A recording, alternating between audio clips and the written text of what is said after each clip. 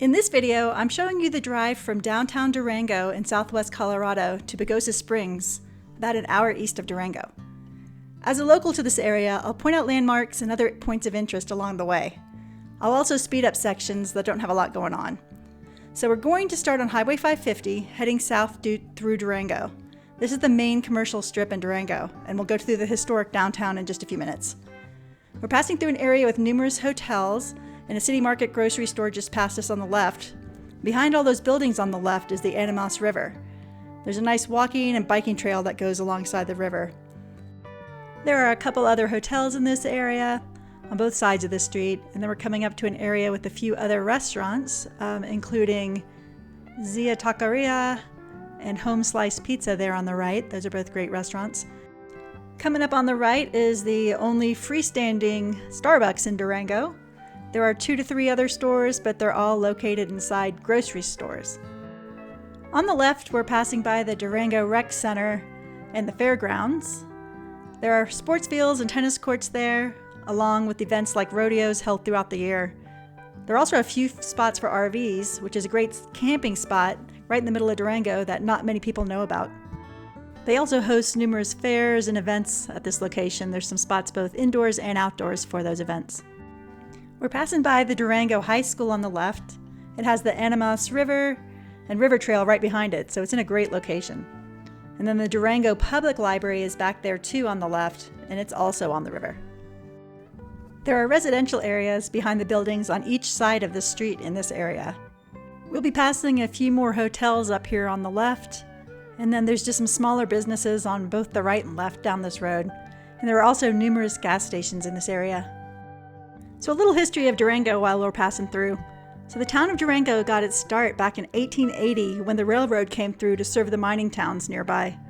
And then it grew really fast, thanks to all the gold and silver being hauled out of the mountains. And that's the railroad that they still have today, this narrow gauge train that you can ride, which is a fun thing to do. On the right side of the street, there are lots of houses back there and some nice little neighborhoods. And then we just pass through a bunch more gas stations and some other numerous small businesses until up here we're going to come up to the Animas River, which you pronounce Animas, and we'll pass over it a few times on this trip through Durango. And you can see the river right there on the right. Now we're coming up to an intersection where we can continue down Highway 550 if we go to the right, or stay to the left to go on Main Street through the historic area of downtown. We'll be staying to the left. We're just about to pass over the train tracks for the train that goes to Silverton. And as we begin down Main Street, you'll notice the blend of architectural styles. So many of these buildings date back to the late 19th and early 20th centuries, when Durango had a rich history of a mining and railroad hub. We're coming up on the left to Buckley Park, which is a community gathering space at the north end of downtown. And this park hosts numerous events throughout the year, from concerts to festivals. During winter, people even go sledding down the hill there. And as we enter the downtown proper area, it's a 34-acre area that's listed on the National Register of Historic Places since 1980. And many of these buildings, like I said earlier, date back to the late 1800s and early 1900s. And on our right, at the corner of Main and 11th, is what locals know as 11th Street Station. And this location has quite a history. From 1920 through the 1970s, it housed auto repair shops and fuel stations. Today, it's home to a collection of popular food trucks offering everything from tacos to craft cocktails. And you can see it right there on the right with a bunch of food trucks on the corner. And the next block that we're entering is the 1000 block. And interestingly, in 1910, this area had a significant Chinese community who operated restaurants and laundries. Today, it's a mix of different types of stores and restaurants. Many of these have outdoor seating that you can see there on the sidewalk on both sides of the street, which is really nice in the summertime. And we're now entering the 900 block, which has a particularly colorful history. And this area was known as Durango's notorious saloon district between 1890 and Prohibition. In 1893, there were 10 saloons located in this area alone. Then as we continue driving through downtown Durango, there's just lots of little restaurants, pubs, bars, tourist shops, just cute little places to go shopping on both sides of the street. So it's worth a stroll up and down the entire route. You'll probably notice a lot of college students walking around in Durango because Durango is home to Fort Lewis College, which has lots of different types of programs for students. And because downtown Durango has such a old town western feel, it's been featured in quite a few movies that want to look like an old western town. Butch Cassidy and the Sundance Kid were filmed partially in downtown, as were City Slickers, which is a funny take on a western movie. And you'll continue to see there's just lots of restaurants and stores and bars and that sort of thing on both sides of the road. So it is, like I said earlier, it's a good place to stroll. There's also numerous events throughout the year, so you can look up the festivals to see what's happening. And we're coming up here on the right corner. See that old building? That's the Strader Hotel. And that has a lot of interesting characteristics. Highly recommend that you go inside and check it out. It looks like you've stepped back in time. The building was built in 1887, and you can stay there in a hotel room and hang out in the bar downstairs where there's a piano bar and just have a good time. Lots of famous people have stayed there, including President Gerald Ford. And we've come to nearly the end of Main Street, so it goes one more block up with the historic Durango train depot, which will be on the right there at the end of this street. And it remains pretty much unchanged since it was built, and it's a National Historic Landmark. And it's where you'll board the train to go to Silverton. And that train station has been filmed in several films as well, including the movie Horizon, which was recently filmed in Durango, directed by Kevin Costner. So now we're heading back out of town, and we're going to join 550 again. We're crossing over the railroad tracks right there.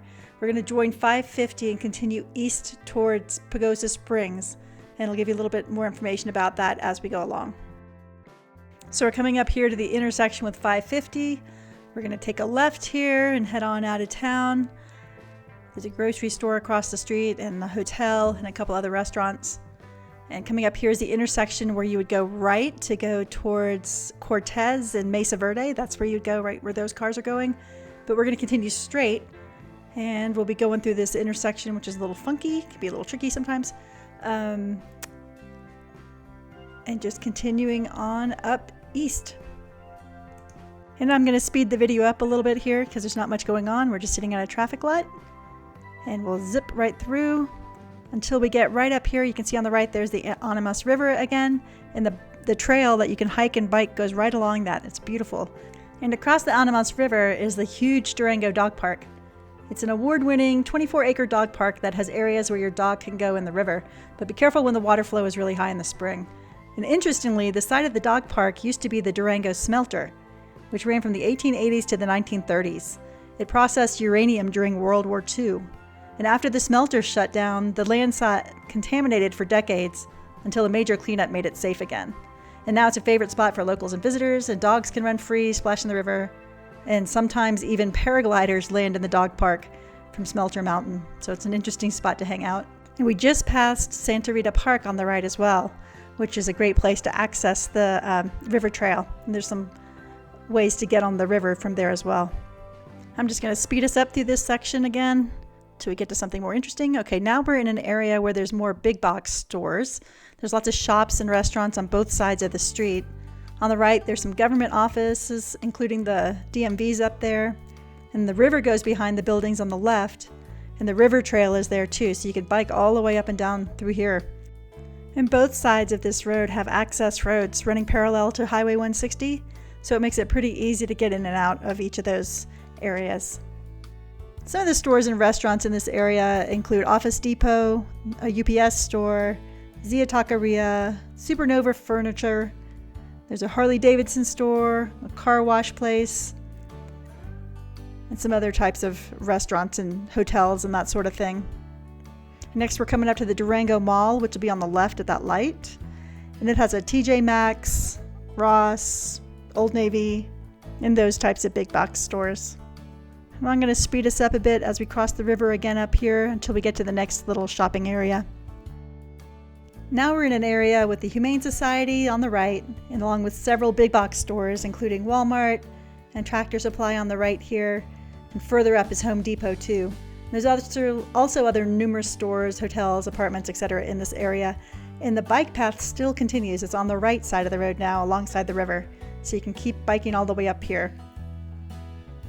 And then after a while, it's going to get a little bit less developed, so I'll speed it up for a moment.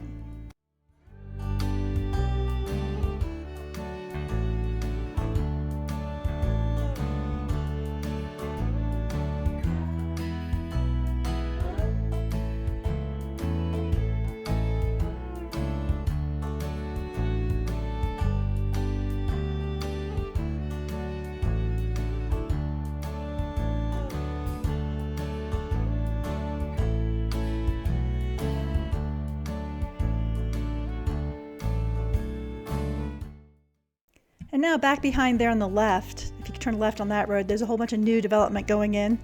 Mercy Hospital is back there. That's not new, but that's back there as well on the left. There's the new Subaru dealer is back there. And there's just a lot of new apartments and just some new roads going in and some new development. So it's growing pretty quickly.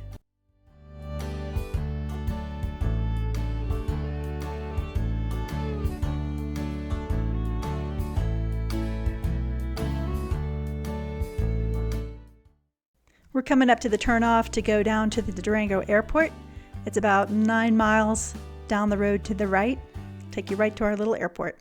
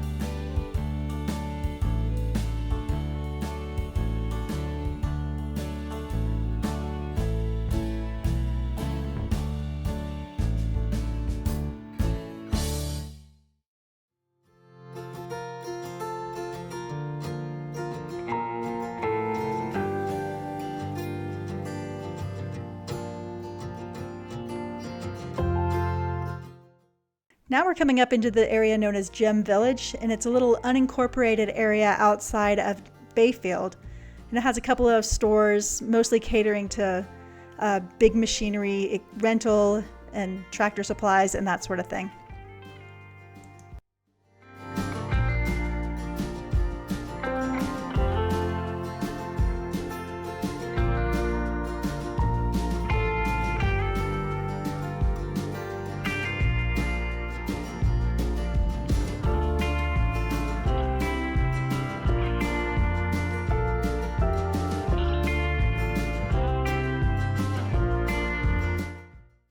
Now to the right is a little town called Bayfield, and Bayfield sits in between Pagosa Springs and Durango.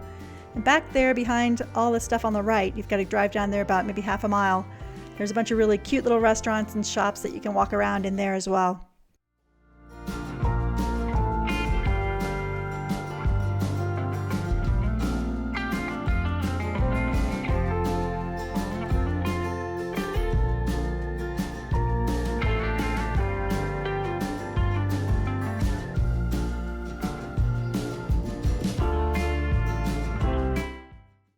Coming up here on the left is the more commercial area of Bayfield.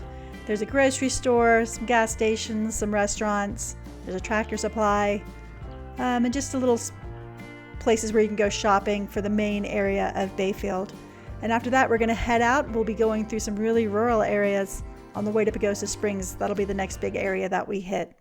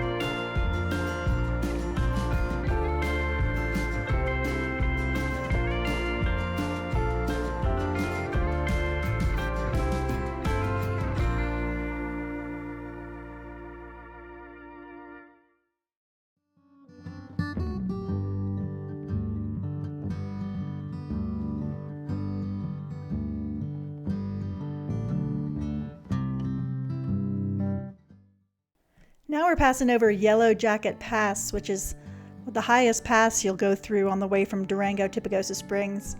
And it's not a bad pass, but you can pretty much coast the entire way down for a couple of miles once you're at the top of the pass in the direction towards Pagosa Springs. It's a nice, easy hill to go back down this. Go down here gently. But on the left, if you're going the opposite way, there's frequently rock slides right there. You can see them on the left. And that can be pretty dangerous. So especially if you're driving at night or coming around a corner, keep an eye out right there.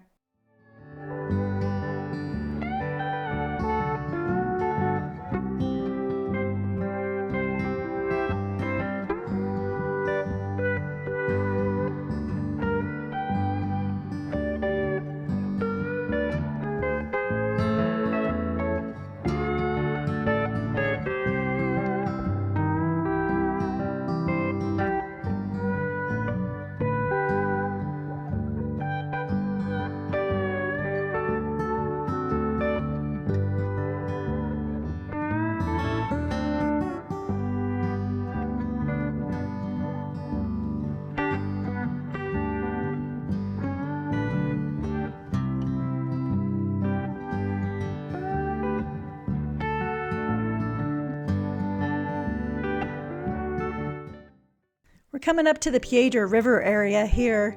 On the left, there's a turnoff for the lower Piedra campground. And then we're going to cross over the Piedra River. And then you can take another left a little bit further up, and that will take you to the Sheep Creek Trail, which is where there's hot springs in the river. And that's a really nice hike if you're interested in doing that. But it's only open seasonally, so you'd have to do it in the summer.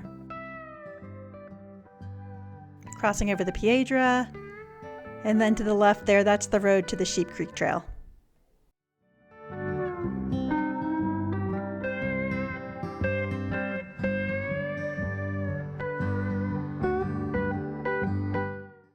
So coming up around this corner, you're going to get your first glimpse of Chimney Rock National Monument. You can see it there on the right up on the mountain. And so Chimney Rock is this amazing spot where you'll find twin rock spires and ancient ruins from the ancestral Pueblans. It's a national monument. What's really cool is that some of the structures are aligned with the moon and the sun, so it's both beautiful and full of history.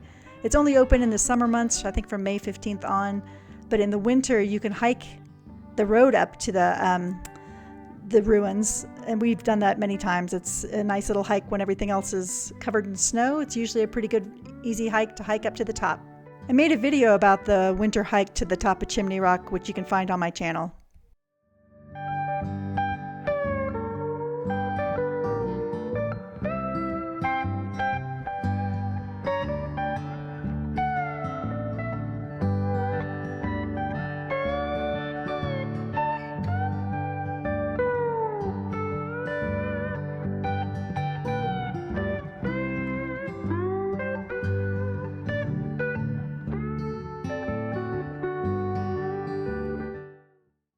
Okay, that's the turnoff you take to go down to Chimney Rock National Monument. And we're coming up here to what's really interesting. It's a new wildlife overpass, and there's also a tunnel that goes underneath 160. We're going over that right now. And it's a pass that was just built in the past few years to allow wildlife to go over the highway, because this has been a pretty bad spot where elk and deer get hit a lot of times. So now they've got webcams and show the elk and bears and all kinds of stuff going over that pass, so it's pretty neat.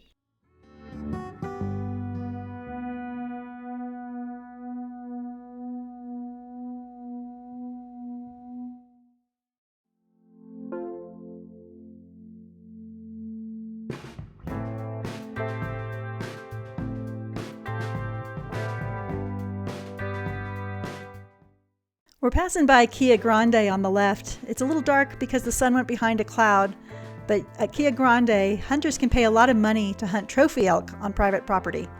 And there's also an inn and a restaurant there.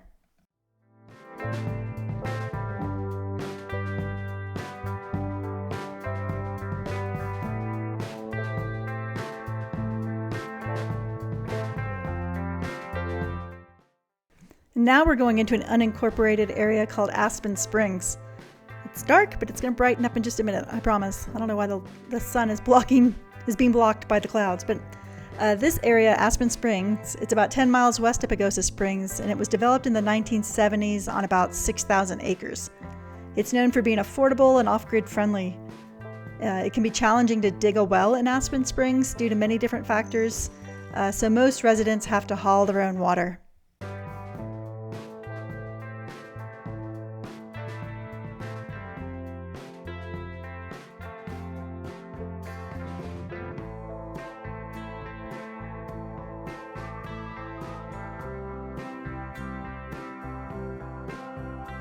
On the right, we're passing the Happy Camper Campground, which is one of the few campgrounds that's open year-round in this area.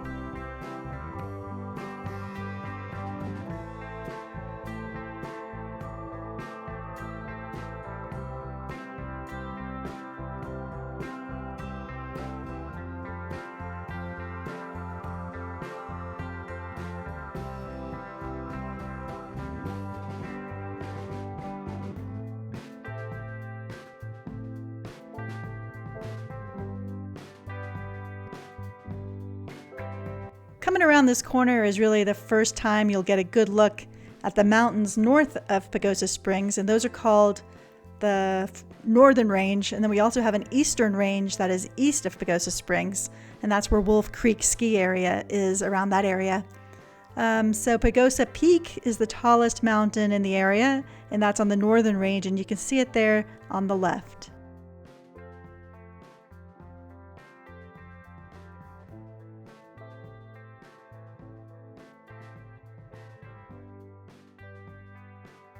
Now we're coming into the town limits of Pagosa Springs on the western side, and I'm going to pull into the grocery store up here on the left, the City Market grocery store.